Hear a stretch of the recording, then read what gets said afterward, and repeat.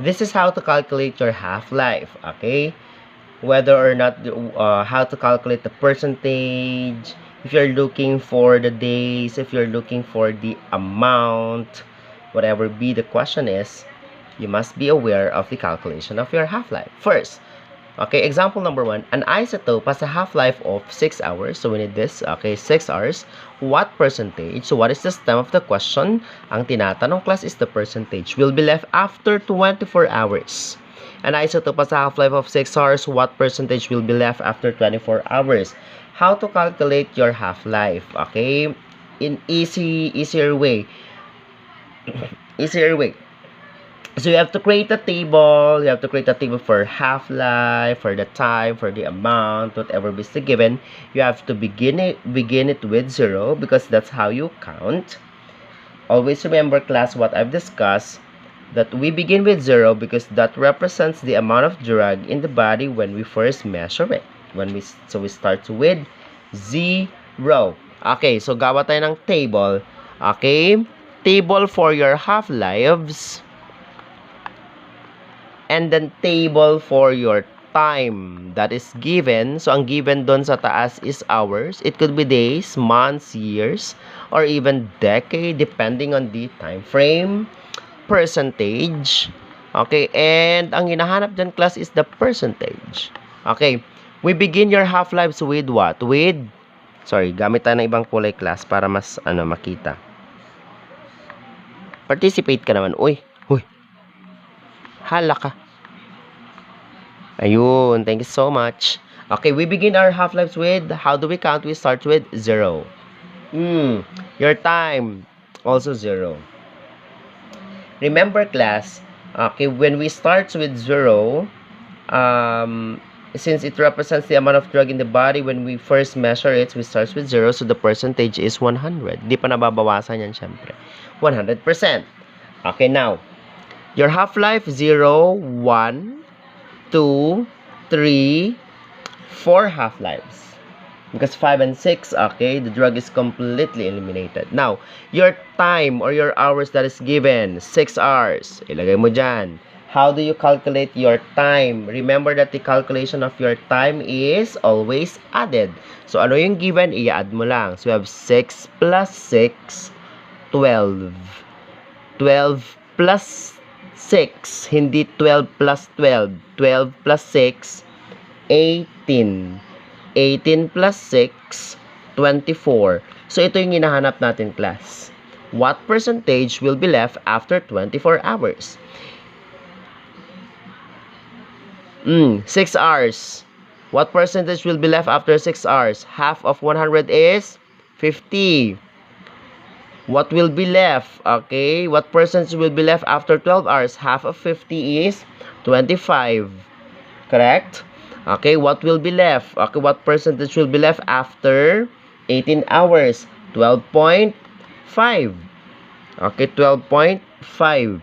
Now, we're looking for the percentage. What percentage will be left after 24 hours? After 24 hours. After 24 hours, what will be left is, what is the half of 12.5? That is 6.5. Mali. 6.25. 6.25. So that is the answer for example number 1. So an isotope has a half-life of 6 hours. What percentage will be left after 24 hours is 6.25. Again, okay, in order to compute, how to calculate, paano tayo mag-compute, class? Okay, amount is always divided by 2, or time always add. Okay, what is given? You have to begin with 0 because that's how you count. Amount is always divided by 2, or working backward. We will give a particular example later. Time always added. So that's how you compute your percentage. Now, another example. The half-life of your zinc 17 is 2.4 minutes. If you start with 100 grams of zinc, how many grams would be left after 7.2 minutes have passed? Ano daw? Okay. there's a lot of number and confusing. You have to check the most important. Okay, you have to check the most important. Ang dami-daming numero pero hindi naman importante. Okay, there's a lot of number and sometimes they're confusing, so you have to check the most important thing. First, this is the element. Okay, zinc. Okay, zinc 71. Anong 17 ka dyan? So, pagalitan ako Sir Bergan dito sa chemistry. 71. Because the 71 is represent the weight of the isotope atomic mass unit. Okay, zinc 71. Okay, so what else?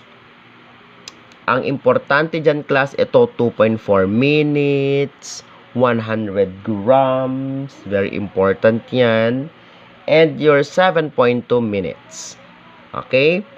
Your zinc 71, okay, that is the element that we are working with. That's 71. That is the weight of isotope atomic mass unit. So again, you have to create a table. Create a table for your half-lives, the time. It could be minutes or hours or days or weeks or years, depending on the time frame given, and the amount. Okay, the amount that is expressed in grams, because the question is how many grams. A while ago, your number one example is what percentage. So that's how you compute the percentage. Now, we have to make a table for your half-life. Create a table for your half-life. Your half-life. Create a table for your half-life. The time that is given. So, in given minutes, remember that your time is always subtracted or added or divided. Added. And then the amount. Okay, and then the amount. Remember that your amount is divided by 2. Okay? So it starts with what? Starts with 1 or 0? 0. Okay? We always start with 0 because that represents the amount of drug in the body when we first measure it. 0, 1, 2, 3 half-lives. Your time is 0. Okay, going back, the half-life of zinc 71 is 2.4. Okay, so we start with your 2.4. Okay, we start with 2.4. Your amount, if you start with 100 grams. Ayan, nag-umpisa ka daw ng 100 grams, te. 100 grams. Okay, that is your 2.4. The question now is how many grams would be left after 7.2 minutes have passed? So, 2.4. Anong sabi ko? Added. Ina-add. Okay, added. So, i-add natin 2.4. Okay, plus 2.4. So, 2.4 plus 2.4, 4.8 on your second half-lives. Okay? And then, 4.8. Ayan na, makukuha natin. 4.8 plus 2.4, 12 carry 1, 4, 5, 6, 7, 7.2. Okay, so yung hinahanap natin, ilang grams? Okay, how many grams would be left after 7.2 minutes have passed? Ayun na, compute na natin. So, if you start with 100 grams, okay, it starts with 100 grams, class. You begin with 0, that's how you count. Tandaan na, if you start with 100 grams, after 2.4, half of my amount will be decayed. So, 50 grams, half. 50 grams. Half of 50, 25 grams. Half of 25 grams, 12.5 grams. So, that's not the correct answer. Okay, how many grams would be left after 7.2 minutes have passed? So, ayun na. Di ba, very simple? Okay, so kailangan yung sundan yan, ha? Kailangan yung sundan. We need to calculate that. Okay? Importante yan, class. So, that's how you calculate, okay, your percentage. That's how you calculate your percentage. Maliwanag ba yan? Okay. Going to proceed to the next example. Okay, another example. The half-life of your palladium 100 is 4 days. Kailangan natin to. Okay, 4 days. After 12 days, a sample has been reduced to a mass of 4 grams. What is the starting mass? Uy, kanina kasi, a while ago in your example, okay, in your previous example, you start with 100 grams. This question in number 4 is, the stem of the question asked about the starting mass. So this is a good example that you are working backward. Working backward. Okay, working backward. So, ganoon pa rin klasa, you have to create a table. Table for your half-life. Table for the time that is given, abang given dyan, days. And the amount. Okay, in grams. It is actually the same in the previous example. Okay, it's just that the question here is the starting mass. Okay, so we start with our half-life with 0, your time with 0. Okay, 0, 1, 2, and 3. 0, 1, 2, and 3. Okay, now, ang tinatanong dito, class, is the starting mass.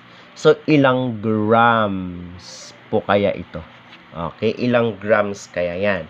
Okay, so let's go back to the example. The half-life of your PD100, that's the isotope, okay, that we are working with, is 4 days.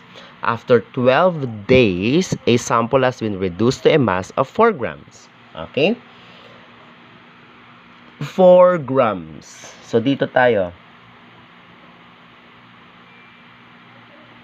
After, ayan, the half-life of PD is 4 days.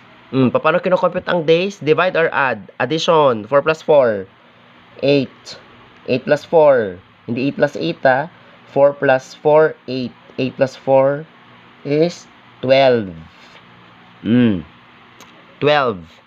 After 12 days, a sample has been reduced to a mass of 4 grams. After 12 days, okay, a sample has been reduced to a mass of 4 grams. 4 grams. Nasusundan nyo ba, class? 4 grams. Now, if you are working backward, backward, you're working background, you're looking for the starting mass.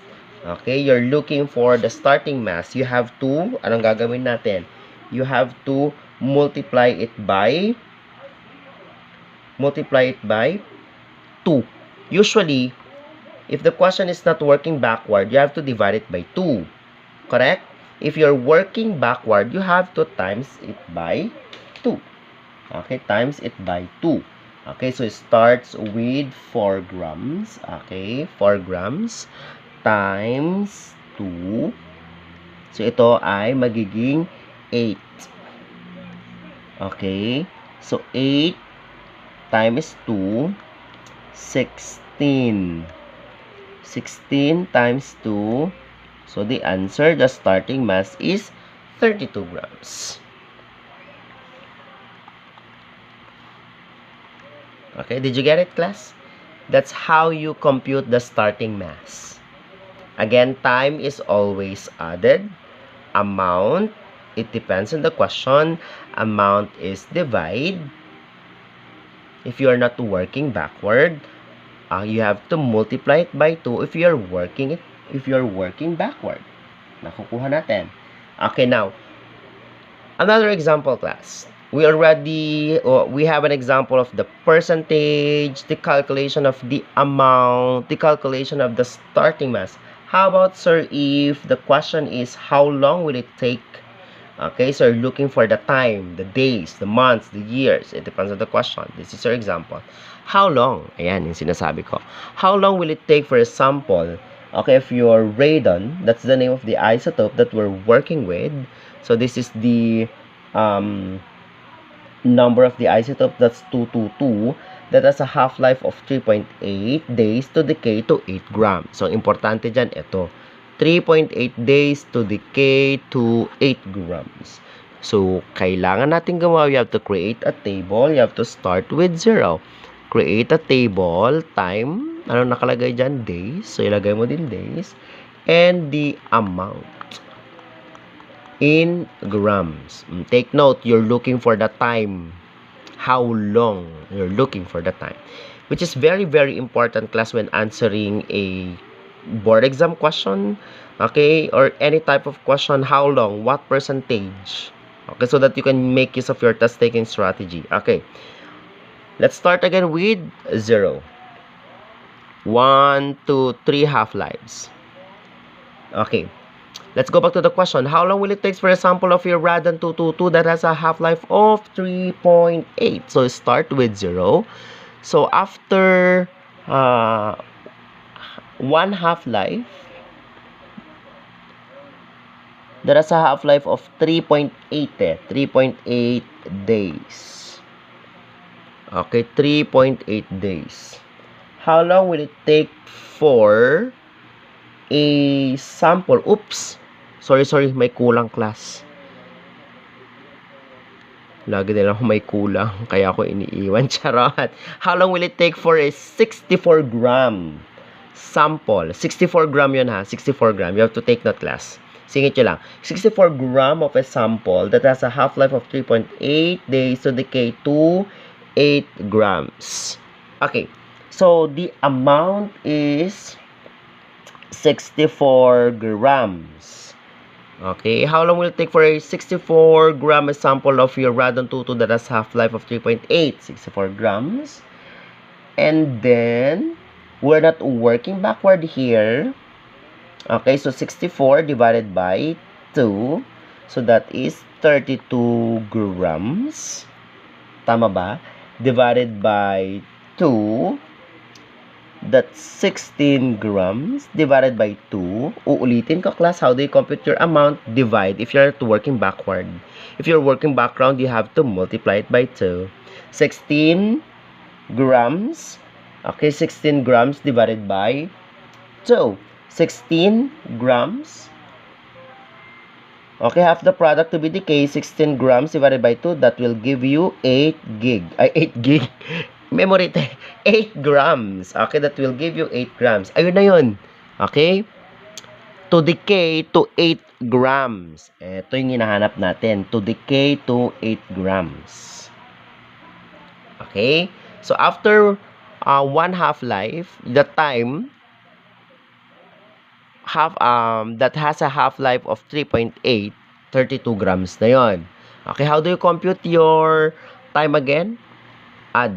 Okay, it is always added. So, 3.8 plus 3.8, 7.6 days. Diyos ko, magkakalculate ka na lang dito. Class, ima-manual mo lang ito. Magkakamali mo, nakakahiya ka. O, 7.6 days plus 7.6 or 3.8 plus 3.8. So, 7.6 plus 3.8, 14, carry 1, 7, 8, 9, 10, 11.4 is the answer. 11.4 days. 11.4 days. So, that's around 11. 11 yan, class, ha? Sorry. Okay, that's around 11. Sorry.